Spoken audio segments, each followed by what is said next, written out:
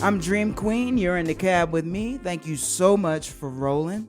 I'm going to send some blessings out to my scheduled guest. I haven't heard from her and she's not here, so I hope she's okay out there. Maybe it's just the scheduling mixed up, miscommunication. I'm just really hoping that she's doing all right. We're going to keep rolling like we do. So, we've been reading The Prophet in the book club. And for those of you who are new to the show, you can go over to In the Cab Radio, scroll all the way down to book club resources, and you can learn about where we've been. You can see some links. And I have updated it, y'all, so you can find the bell hooks, a link to actually a PDF of bell hooks all about love there from a free online library.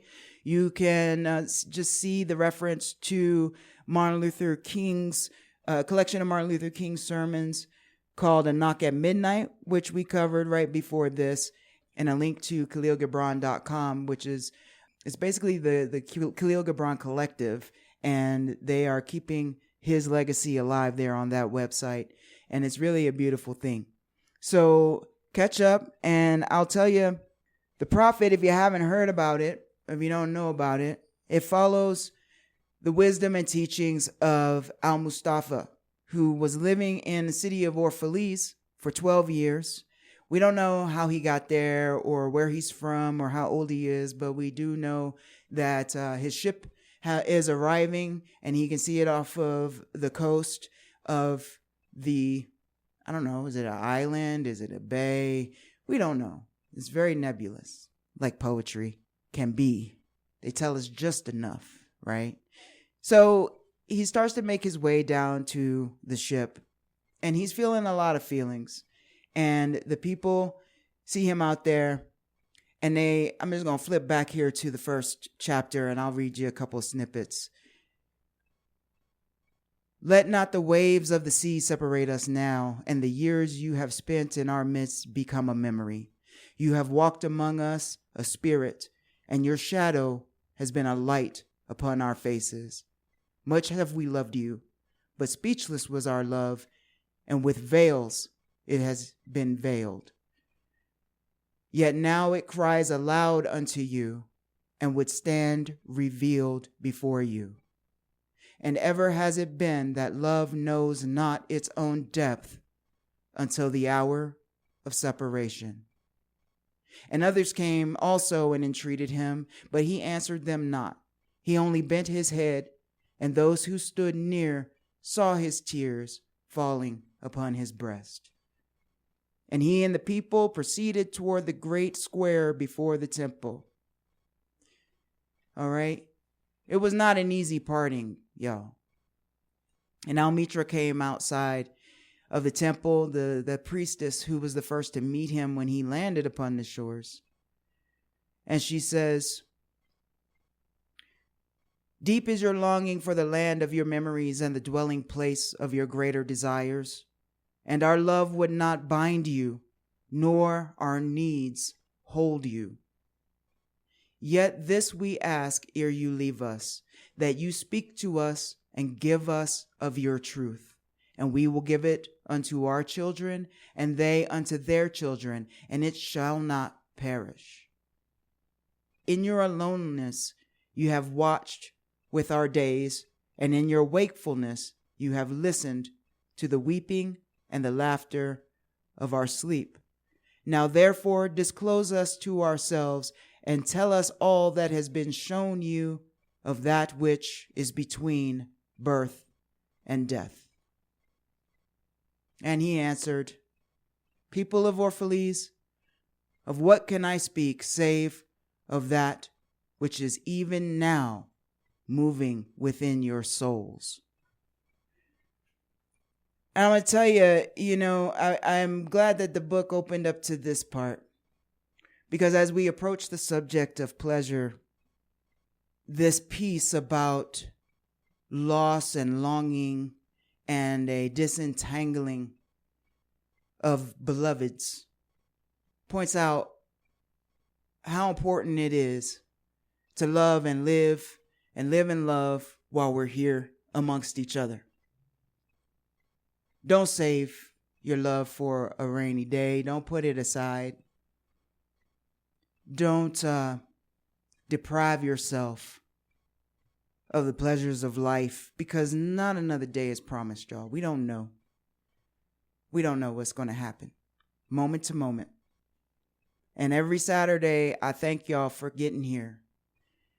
And I thank Spirit and all those that watch and protect over me for guiding me here every week, because no matter what we think about the biggest things that are going on in the world, no matter what you think about war and your rights and possibly, being taken away to a facility or this or that, y'all know how frequently it is that folks die in car accidents?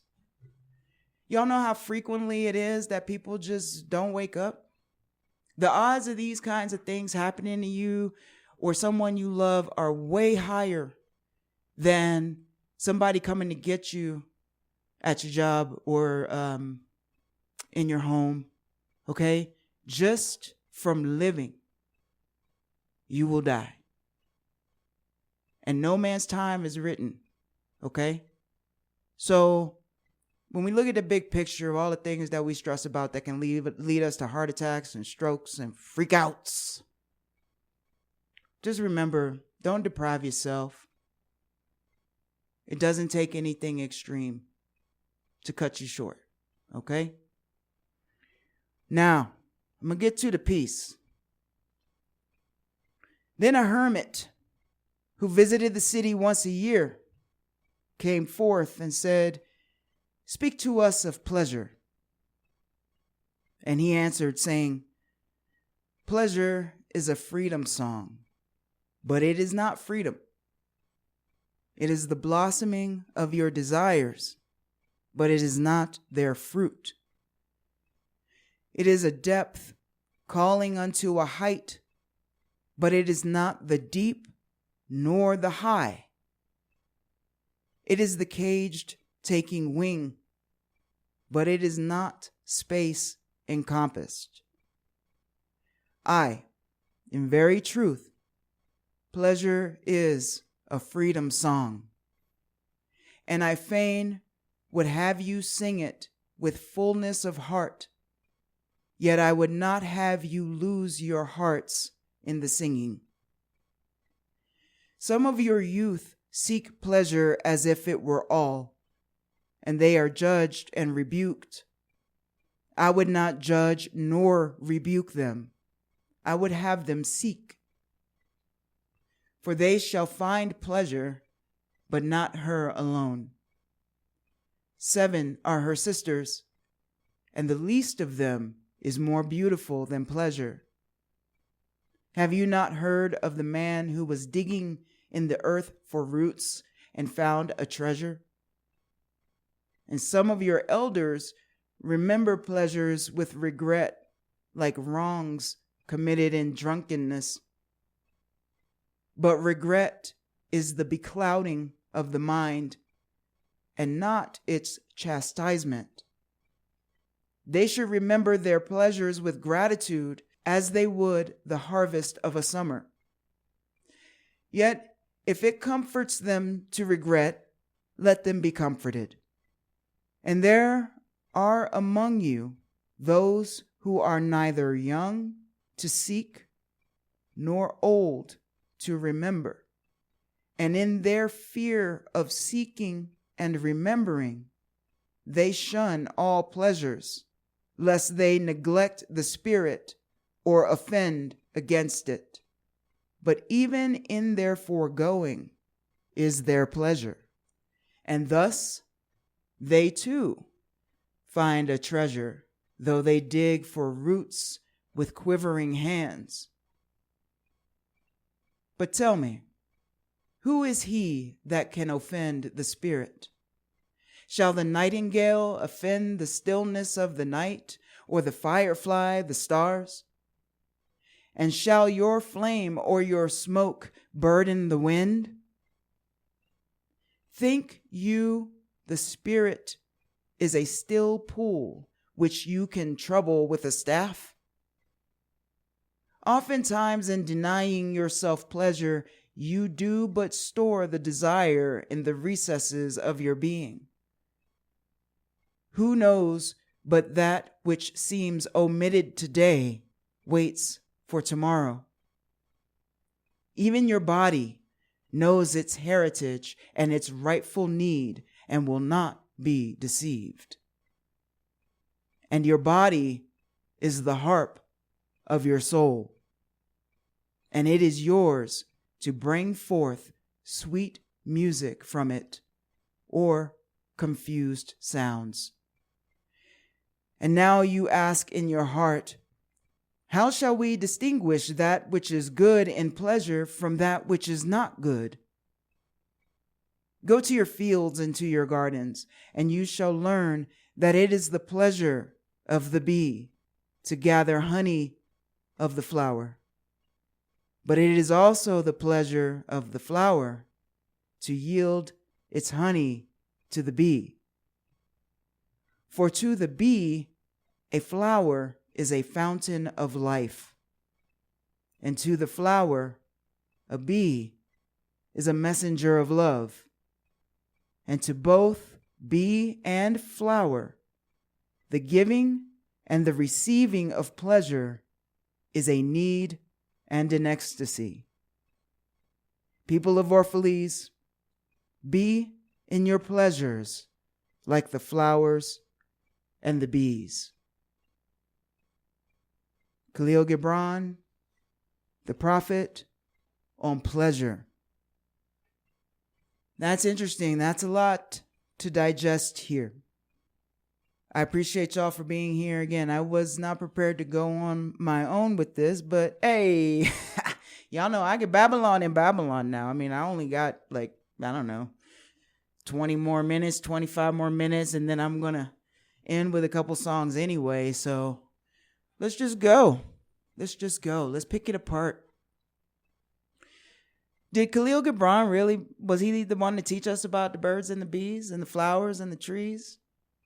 Living here on planet Earth, we are all given by the powers that be rules of engagement that they expect us to follow in order to be quote unquote good. And as we have touched on not too long ago, the chapter on good and evil, if we stick with Gibran, which I really appreciate his take on things. I was just discussing with a friend the other day, someone I hope to have on next week. Michael, it's for you. We were talking about good and evil yesterday, and about beauty, the chapters that's going to come next week. And in this piece right here, it's like Gibran's not hating on anybody. I love how he's like, would but you, or he just suggests that maybe trying to do a thing a different way. And in the good and evil chapter, he says, if you're not good, it doesn't mean that you're evil. For what is evil but good, tortured by its own hunger and thirst? What is evil but good, tortured by its own hunger and thirst? So let's put that with pleasure. Let's put that with society today. Let's put that with some of these politicians and religious leaders and the people who are getting caught doing all kinds of what I would say evil things, objectifying people, slinking around and doing terrible things with people in the shadows while wagging their fingers at folks out here in public. And why is that? Are they strangled by their own rules? I would say yes. If evil is good, tortured by its own hunger and thirst, then it is something that comes about through the deprivation of the self. Gibran says here, your body knows what it's here to do. We have a condition in our meat suits. The quote here is, but even in their foregoing is their pleasure. Now there's that. That's the high and mighty people that sit there and self-flagellate at the church, and they say, hey, I'm so righteous because I deprive myself of this and that and the other thing. I'm so clean. But are you happy? Like, where are you on this earth, which is the garden? It's almost like some people want to live on earth as if you're in a museum.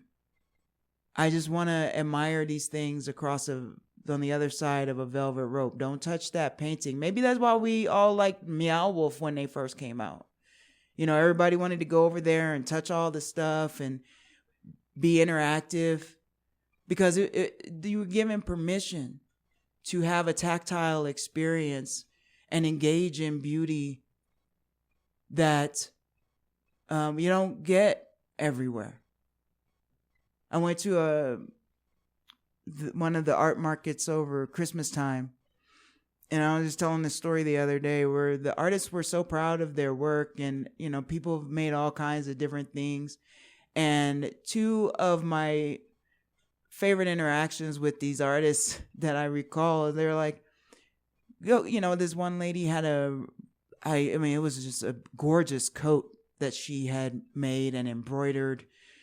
It was, painted on some areas, and there was, fur on this other area, and the thing was cream colored. And she's like, go ahead and touch it. I was like, no. She's like, why? And another artist, he's like, stopped us as we were walking by, and I was like, oh, this is cool. Just look at it. We're going to keep going. He's like, no, come back and touch it. Like, I'm not touching that. I don't know where my hands have been. My dirty paws over here. And they're like, no, please touch it. And he told me of how he gathers the sand, the colored sand from the Arizona desert, and he makes paints, and his partner takes the paints and makes the images. And I did touch it at his behest. I did not touch that lady's coat. It was just, I don't know, I wasn't ready, but I had interacted with her first, and but it made me think about this. This is, people want to connect, and they want to engage with each other. So I guess I'm going to back up here for a second and just say that when we deprive ourselves of things, the side effects of deprivation come out in all kinds of upsetting ways. Illness, mental and physical, spiritually, and it doesn't make anyone happier. Although I know that there are philosophies out there, it's almost like another version of supremacy. I'm better than you because I don't do that you do. I am separated from you by some sort of moral standing. And that's where I bring it back to our society and the hierarchy of the control and the rules. And I beg people to look back at organized religions and politicians who want to keep us in line and focused on just working and production. And then we all find that I'm so righteous because I worked 80, 100 hours this week and I got so much money or so much accomplished, and I don't think we give each other enough credit for just sitting down and having our cup of coffee and accomplishing our peace, accomplishing our pleasure, accomplishing the moments that we take to connect with our loved ones, these quiet moments that we spend together. I don't know, y'all. I don't know. I'm just a little lost today. But as long as I'm here on the earth, I'm not gonna worry about it. The path opens before us all.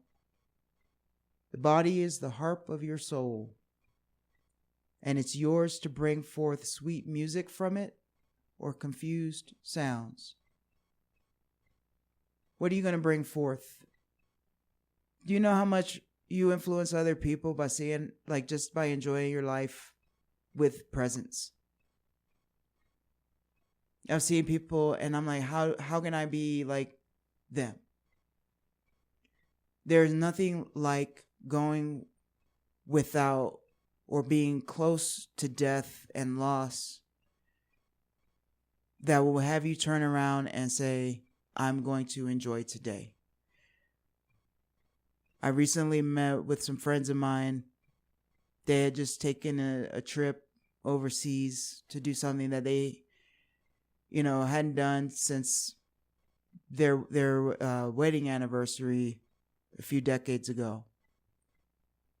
And they just looked up and were like, they had so much loss in their lives over the past couple of years. Many of us since COVID and the terrifying things that are going on out of Washington these days. And they were like, we just decided we have to do what we have to do. We have to get those few things in and not wait. Do that for yourself. That's my prayer for you. Do that for yourself. Whatever it is. What they say, eat the cake. Eat the cake. Whatever it is. Don't let it wait till tomorrow.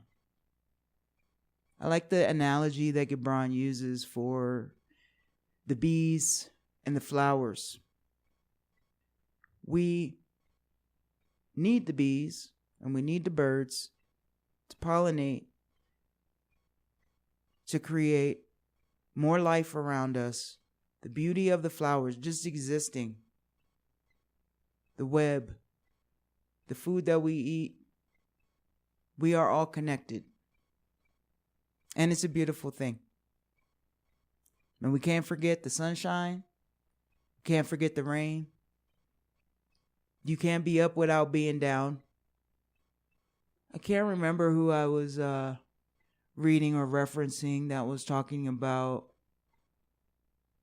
finding pleasure in our own suffering, our own hard times. I'm working on that right now, right? Y'all know I'm trying to keep the vibe high. Those people who know me, trying to keep the vibe high, and it is a full-time job. And I sit back and I look and I'm like, get frustrated at the things I'm trying to accomplish, the learning curve, the self-sacrifice that is a necessity for growth. Not a willingness of a deprivation, which I've done. Like, I've been one of those people that will save the best for last, that I'll do that fun thing after I do all this work. I got to get this done. I know the vibe, but I'm here for me as much as I'm here for you. Like, we're all learning together here. And I'm not chastising people who delay gratification. I'm just offering, how do we say? Sometimes we just want permission from each other. And that's not necessarily a bad thing. Some sort of validation and verification. If it wasn't a natural condition, we really would be like the little prince out here floating around on just one person on each little planet. And that's not how it works. We're here amongst each other, and we look for approval and comfort and company with each other. And that's a beautiful thing, because those that don't have that, look how they suffer. Look how they suffer. So when I'm out here frustrated and I can't accomplish my thing, and I'm like talking to my homie yesterday, and they were like, you can't learn from somebody who hasn't been where you're at. And so for us to, I've said it before, for us to witness such tragedies in life, it teaches us compassion. And so to say, this is a hard lesson for me to learn. And then if I consider myself a teacher and an escort, Not that kind of escort. I know we talking about pleasure, but not that kind of escort. Who said it? We're all just walking each other home. You know, it's Ram Dass or somebody. I mean, yeah, something like that. We're all just walking each other home. That's how I mean an escort, you know. Then I got to experience some things, the ups and the downs. You can't win if you ain't lost. You know, otherwise it's inauthentic and the compassion is very hard to get there. You're just looking at pity versus empathy. You know, when you feel what somebody else is feeling. But I also like to learn from other people's lessons. I don't want to really go through everything that a lot of people have been through. But if you really take pause and look at things, you know, we say, oh man, you know, I've been sick, but not that sick. So I can kind of see where that person is coming from. Or I've been between homes, but not on the street. And I see some little glimpse of what that person may be suffering. I've been mentally disturbed, but not completely out of my mind. So I must imagine what the extreme of just that condition that I only had a little taste of must take a toll on that person. You know, love yourself. You're in this body. It needs food. It needs rest. It needs caresses. It needs releases of oxytocin and serotonin and dopamine and all of the things that soothe us so that we may go out here in this environment and continue to be our best selves and do the work that we've come here on this planet to do. Whatever that work is, and whatever it looks like to you. I think most of us are here just trying to get by and do something for ourselves and other people. And I don't think a lot of people are here willfully trying to make the world worse for other people. When we find a healthy connection to our pleasure, like that good and evil, you know, we're not manifesting a sickness. I'm Dream Queen. You've been in the cab with me. Thank you so much for rolling here on KMRD LP, Madrid, New Mexico.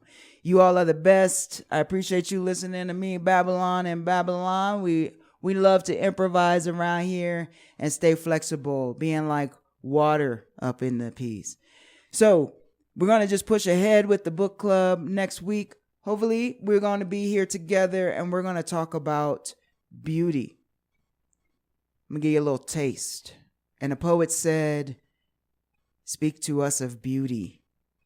And he answered, "Where shall you seek beauty, and how shall you find her, unless she herself be your way and your guide? And how shall you speak of her, except she be the weaver of your speech?" We all have it within us, y'all.